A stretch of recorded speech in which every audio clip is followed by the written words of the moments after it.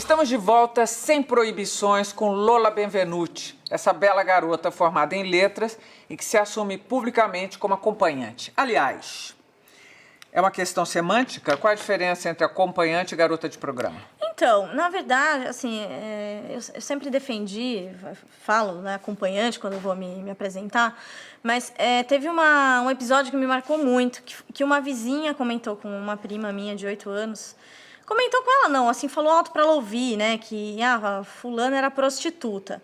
E a minha priminha foi pra casa chorando, porque assim, ela nem entendeu o que era, mas ela entendeu Tava falando de você? Falando perto pra ela ouvir, assim, né, e criar um rebuliço. E aí isso me chateou muito, mas assim, aí todo mundo entendeu, pô, mas então você quer ser chamada do quê?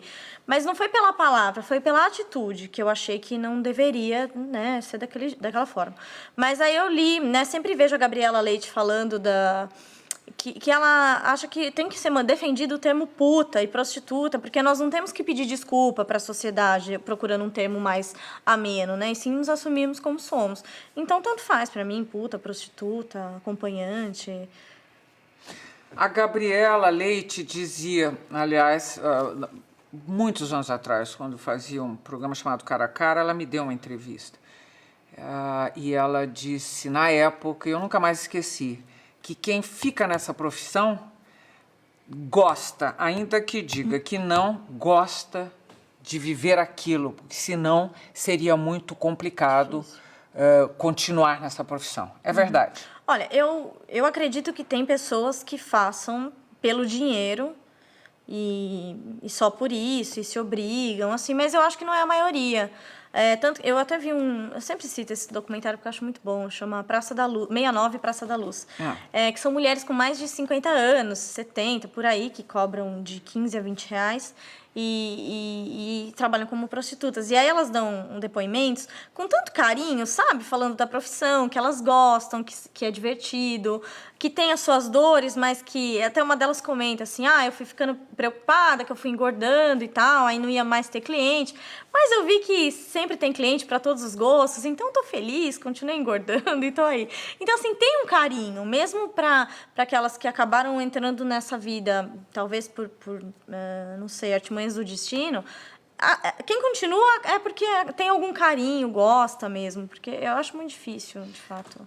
Você seguiu fazendo isso em Pirassununga por algum tempo? Não, pouquíssimo, algumas vezes. Sei lá, 5 vezes, pronto. Sua família descobriu? Não. Ou você contou? Sobre a minha escolha? Bom, quando eu assumi o blog, né, que foi no último ano da faculdade, eu dava aula nos projetos da faculdade mesmo. E eu não aguentava mais ficar com medo de alguém descobrir, tanto que no começo eu tirava o rosto das fotos, apagava algumas tatuagens, mas alguém ia descobrir, né? Mas que fotos? No meu blog tinha algumas fotos minhas, né? Eu coloquei para que conhecesse meu trabalho, quem eu era, etc. E aí eu comecei a ficar com muito medo de sofrer alguma retaliação, de alguém descobrir. Eu falei, chega disso. Vou decidir parar de dar aula. Eu dava aula em projetos de educação de jovens e adultos, cursinho, etc. Parei de dar aula. E contei para os meus pais. E, assim, eu contei primeiro para minha mãe. Aí minha mãe perguntou se eu ia contar para o meu pai. Ela foi lá e contou antes. Qual foi a reação dela quando você contou? A minha mãe não ficou tão surpresa. Não? É porque, assim, eu sempre busquei muito a minha independência. Pedir dinheiro para os meus pais, para mim, sempre foi uma coisa um pouco humilhante.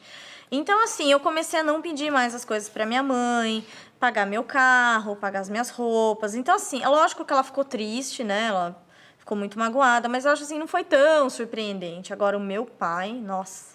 Porque meus pais são separados, né? Foi bem difícil, ele ficou 6 meses sem falar comigo, porque a minha mãe contou. Então, minha mãe deve ter contado da pior maneira possível, assim. E aí, quando chegou na minha formatura, eu liguei pra ele. Falei, pai, eu queria muito que você fosse dançar valsa comigo, né? Eu queria que a gente conversasse. E aí, meu pai falou, olha, eu não compactuo com o que você faz. A Gabriela, que é minha filha, vai ser sempre a minha filha. Mas essa outra, não, né?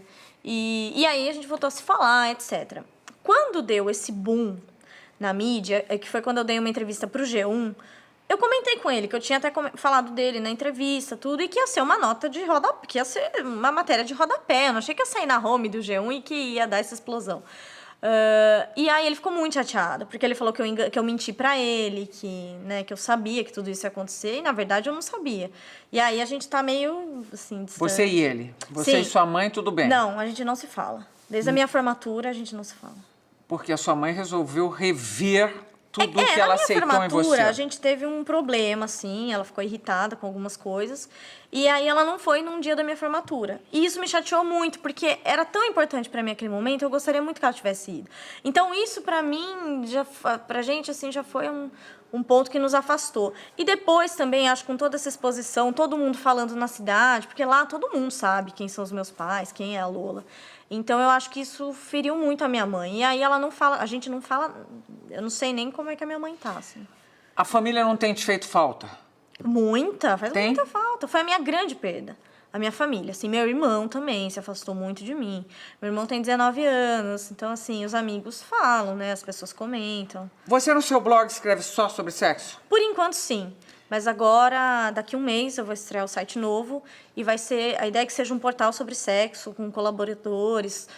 Vai ter um portal voltado para o público GLS, questões de sadomasoquismo, relacionamento, amor, porque as pessoas me mandam e-mail perguntando também sobre isso. Então, se tem alguém disposto a me ouvir, eu gostaria de poder falar sobre outras questões. Aliás, foi bom você falar que eu tenho perguntas. Quando botei seu nome na internet, para avisar que você viria... quer ver? Tem uma pergunta aqui. Lola Isabela, de São Sebastião, São Paulo. Lola, tem um site que se refere a relações sexuais e lá fala que na hora H, para deixar o homem bem excitado, tem que encostar os lábios perto do ouvido dele e falar coisas quentes. Você concorda? Então, muitas pessoas me mandam e-mails perguntando coisas do gênero. Eu acho que não existe uma receita. Eu acho que tem muito mais a ver com a segurança dos dois. Se você se sente sexy naquela hora, você tem um feeling. Eu acho que tem a ver com química, com entrosamento dos corpos. E aí, se um sussurro vai ser legal, se o cara vai sentir cosquinha, é uma coisa que você vai percebendo na hora, como a pessoa gosta. E o sexo fica melhor quanto mais vezes você sai com a pessoa. Você conhece o corpo dela, o que ela gosta, e ela vai te falar também. Ô, Lola, foi bom você falar de todas essas coisas e dos homens. Você disse assim, às vezes vem alguém que quer dar um beijo na boca, mas está com bafo, etc. Você já se apaixonou por algum? Então, assim, eu tenho a minha vida pessoal e eu costumo dizer que eu sempre tenho carinho por todas as pessoas que eu saio. Eu acho que isso é fundamental. Para eu gostar dessa profissão, de sair com as pessoas, eu tenho um carinho, eu respeito. Acontece de me pedirem em casamento, esse tipo de coisa, assim, acontece. E você ri por quê? Porque casamento é uma coisa que não te passa pela cabeça. Não, passa, pode acontecer, né? Não sei, daqui a pouco pode ser que eu mude, né? As pessoas estão sempre em transição, né? Eu vejo isso com tranquilidade. Mas, assim, eu sempre deixo claro para a pessoa que aquilo é uma relação profissional. Pode acontecer de ter um envolvimento, não sei, eu querer ficar com a pessoa. Todos nós estamos sujeitos a isso em qualquer ambiente. Mas, a priori, é uma relação estritamente profissional. É claro que eu tenho carinho, eu tenho afeição pelas pessoas. Mas, assim, eu procuro manter esse distanciamento. Principalmente quando a pessoa já é casada, quando tem uma família. Eu sempre deixo claro e eu sempre dou dicas. Falo, fique esperto com o celular. Mesmo que sua mulher não mexa no seu celular, não deixe vestígios. Porque a outra pessoa não precisa saber disso, ela não precisa sofrer. Por mais que seja só sexo. Porque chegam casais felizes no casamento que só querem transar com outra pessoa, só quer sair um pouco da rotina. Mas, mesmo assim, tem que ter esse cuidado com a pessoa que está do seu lado, né? Lola, você já disse, em algum dos lugares que eu li a seu respeito, você já disse que sai com homens, mulheres... Travestis também? Com travestis, faz sexo grupal. Você traça qualquer coisa, é isso ou não? Hoje, assim, eu seleciono um pouco mais, porque por uma questão de saúde mesmo. Você faz sempre sexo seguro? Sempre. Sempre fez? Sempre. Nunca engravidou? Nunca. Então jura? Juro. Juro pela minha mãe. Juro. Eu sempre tive muito medo. A minha mãe sempre sempre esclareceu todas essas questões. Eu sempre tive muito medo de doenças, de engravidar. Sempre tive acompanhamento médico, né? Eu tomei vacina de HPV, então, assim, conforme vai saindo as inovações no mercado para me proteger, eu estou sempre antenada. E acho que isso é fundamental, né? É uma coisa consumada. Não transar sem camisinha por dinheiro nenhum. Eu não transo sem camisinha por nenhum dinheiro. Então, isso é muito importante. Mas existe diferença entre homem e mulher. Você sai só com mulheres, às vezes, ou não? Saio. E é muito diferente de sair com um homem? Eu acho bem diferente, assim. Depois dessa explosão, muitas mulheres têm me procurado e eu acho super legal. Elas mandam e-mail falando assim, olha, eu nunca saí com nenhuma mulher, mas eu vendo você, eu tenho vontade. E aí queria saber como é que é. Eu falo, que louco isso, né? Despertar esse desejo nas mulheres. É uma coisa... tem mais envolvimento, acredito. Essa questão do carinho é muito importante. É mais afetuoso? Eu acredito que sim. Se bem que, assim, hoje em dia isso varia muito. Tem muitos homens que me procuram muito mais pela questão do carinho, né, do afeto, do que pelo sexo propriamente dito. Mas eu acho que com as mulheres tem essa delicadeza, né, tem esse... um jeito de entender que é diferente do homem, assim, eu vejo. E o travesti? Então, é que as pessoas não são caixinhas, né? Eu não vejo assim.